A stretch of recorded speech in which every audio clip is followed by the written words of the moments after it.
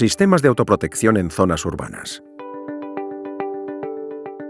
La evolución actual de los incendios forestales en el área mediterránea, en el que los paisajes entremezclan las instalaciones humanas con las zonas de cultivo, los terrenos forestales y las zonas dotadas de infraestructuras de nueva generación, generan un complejo mosaico interconectado que hace que el tradicional incendio que afecta a la superficie forestal sea capaz de incidir sobre los demás elementos con facilidad. Desde el otro lado, cada vez son más las actividades que se desarrollan en el entorno urbano que inciden de forma negativa sobre nuestros bosques y montes, y esa circunstancia agrava y hace complejo el vínculo entre todos los elementos que configuran el paisaje. Ante tal interconexión e interdependencia, cada elemento debe tomar sus medidas para no ser generador de siniestros y para que estos no le perjudiquen. Esta circunstancia exige que cada persona deba asumir su papel y responsabilidad. Si en la superficie forestal se toman medidas para evitar continuidades y propagaciones, en el medio agrario se establecen regulaciones cada vez más exigentes para regular actividades de todo tipo, resulta fundamental que haya una participación activa y responsable en la mejora de los planes de autoprotección en zonas de interfaz, ya que si no, este será el punto más frágil del sistema con el paso de los años. En algunas zonas de nuestro territorio, el riesgo de que se produzcan situaciones muy complejas, que pueden llegar a comprometer no solo bienes, sino también vidas humanas, precisa que progresivamente se vayan estableciendo medidas de autoprotección. La interfaz urbano-forestal son las áreas donde el área forestal, la vegetación forestal, entra en contacto o se mezcla con viviendas, con edificaciones, con infraestructuras. Lo que quiere decir es que las viviendas y la vegetación forestal, ya sean matorrales, arbolado, etc., coexisten en el mismo espacio y al mismo tiempo. Hay una fricción entre la vivienda y la vegetación. El fuego forestal tiene comida dentro y cerca de las viviendas. Entonces, el fuego forestal no solo impacta en estas áreas urbanas, sino que puede tener la capacidad de introducirse entre las propias viviendas y crear situaciones complejas de mucho riesgo. Definimos las tipologías diferentes de interfaz urbano-forestal en función del número y densidad de las viviendas, de las edificaciones y cómo éstas se insertan en las áreas forestales, en la vegetación forestal, creando patrones. Tenemos, por tanto, desde las casas aisladas en medio del monte, que están muy expuestas, son terrenos en los que manda el fuego, pero estas viviendas aisladas están distribuidas en diseminados en las que todavía manda el fuego, pero ya tenemos un mayor número de personas, y después tenemos una situación, límite en la que hay muchas casas mezcladas, pero todavía hay vegetación entre ellas. Es una entremezcla, un intermix.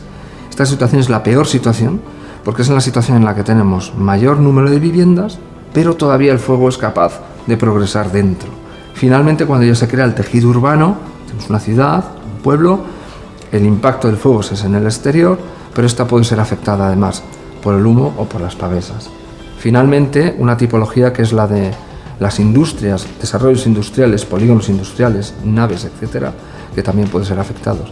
Si bien estos no tienen un impacto en la población directa, sí lo tienen en los servicios. De verdad, el fuego quema casas, gente, bomberos. De verdad, hemos tenido episodios realmente dramáticos que nos ponen en aviso, nos ponen en alerta y muchas veces nos ponen en jaque porque no sabemos qué hacer. Tenemos episodios muy dramáticos en Australia en los que ha pasado el fuego y ha barrido literalmente comarcas enteras, con millones de desplazados, con cientos de personas fallecidas.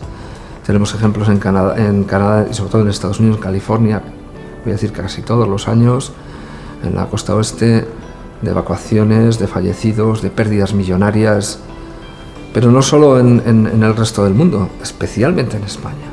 España tiene una cosa, que es que tiene una costa con un área forestal muy atractiva, con desarrollos urbanísticos. Y hemos tenido ejemplos, estoy pensando ahora mismo en Lloret de Mar, con fallecidos también, con pérdidas millonarias, estoy pensando en Málaga hace unos pocos años.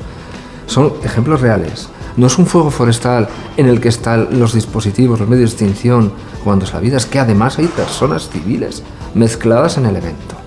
Y ahí participamos todos. Y los combustibles ya no son forestales, los jardines arden, las colchonetas arden, todo arde. Estamos todos involucrados. Uno se da cuenta de lo que pasa cuando le llega el fuego, cuando le llama a la puerta. Quizá ya sea demasiado tarde. La concienciación tiene que ser antes y todos de la mano. Y se pueden hacer cosas, pero el riesgo es real.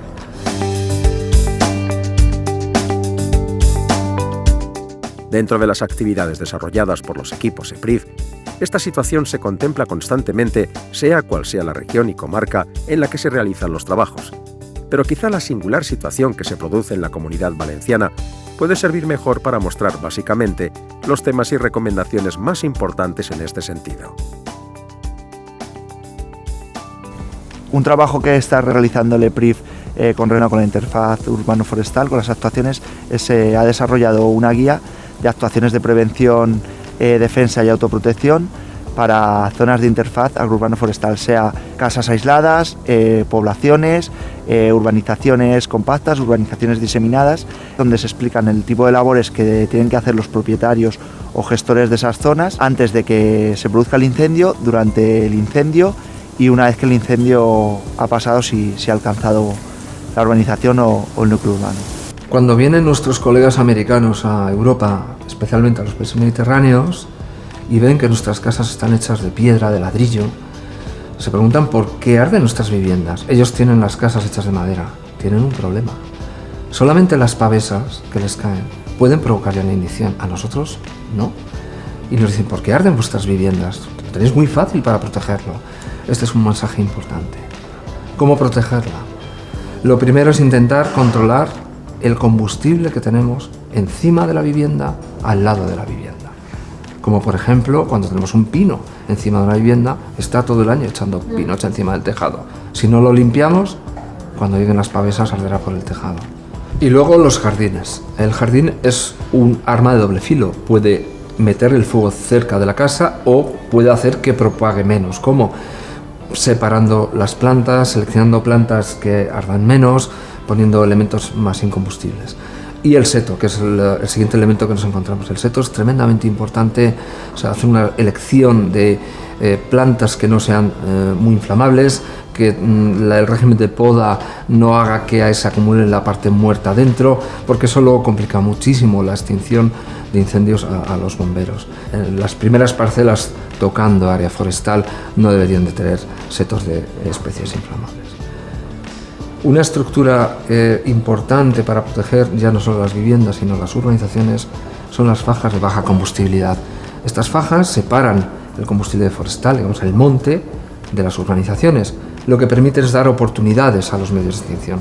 No paran el fuego, siempre va a llegar las pavesas, va a llegar el humo, pero dan una oportunidad a que el fuego baje en intensidad y pueda controlarse los flancos, la cola, etc. A posteriori, el refuerzo para incrementar la capacidad de autoprotección de una urbanización o de una vivienda es mejorar la transitabilidad. Las áreas más afectadas por un incendio forestal han de ser transitables por los medios de extinción, por lo que las fajas de baja combustibilidad deberían de ser transitables y asimismo las calles y las carreteras que favorecen o ayudan a la evacuación de las personas en caso de incendio. Y por último, la presencia de agua. La presencia de agua, el agua es un elemento que utilizamos para la extinción de incendios forestales de siempre, y en las urbanizaciones tenemos gran cantidad de agua. Raro es la urbanización que no tiene una piscina. Toneladas de agua que pueden ser utilizadas en un momento dado para la protección de las viviendas, así como el refuerzo con redes de hidrantes o incluso embalses o lagos artificiales que sirven de recreo, pero en un momento dado dan un ciclo a los helicópteros de extinción, los medios de extinción, para controlar los fuegos incipientes o un fuego que se acerca. Muchas de las viviendas e instalaciones existentes en la actualidad se encuentran técnicamente en lo que se puede denominar un escenario de fuego probable e incluso seguro, dependiendo de la recurrencia de los fuegos de origen natural y de lo que la estadística nos muestra en relación a la presencia del fuego en el territorio. Con estas premisas, la única solución conlleva la inevitable toma de medidas que permitan garantizar la vida de las personas que pudieran estar afectadas y disminución de la exposición a los riesgos derivados de un fuego forestal real. Bueno, y luego, en el caso de la emergencia del incendio forestal, los vecinos han de conocer la emergencia. Esto forma también parte de la autoprotección, saber comportarse. Es decir, hay que cerrar las ventanas antes de salir de evacuar, cerrar las puertas para que no entren las pavesas. Y su vivienda va a estar protegida. Hemos hecho los deberes, protegemos la vivienda y hacemos una evacuación tranquila y ordenada. Que no sea una huida, que sea una evacuación ordenada. La prevención activa y razonable persigue permanentemente la disminución de los riesgos posibles para llevarlos a situaciones que pueden ser gestionadas en las emergencias que se puedan producir, para de este modo evitar que situaciones consideradas como posibles no sucedan con la gravedad que inicialmente se considera. El núcleo residencial de El Vedat de Torrent es un barrio de la ciudad de Torrent. Tiene en el entorno de las 8 a 10.000 personas censadas. Es una población muy importante que viven en medio de 100 hectáreas de bosque. El núcleo suponía un punto de mucha preocupación para el gobierno municipal. Por una parte se pretende acuñar el concepto de defensa activa, es decir, no se quiere atacar sino que se quiere defender, porque asumimos que el rival puede ser superior a nosotros.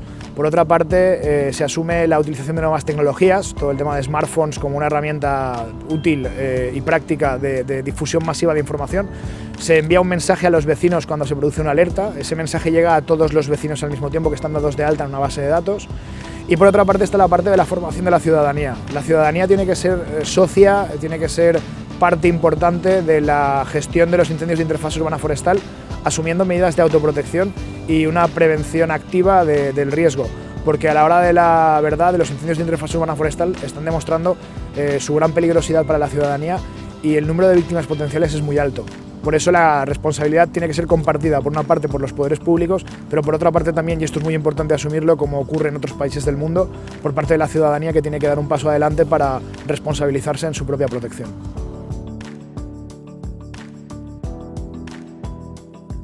Este es un ejercicio de responsabilidad personal y un compromiso para no provocar daños irreparables y para no sufrirlos directamente o mediante la pérdida de nuestro valioso patrimonio personal.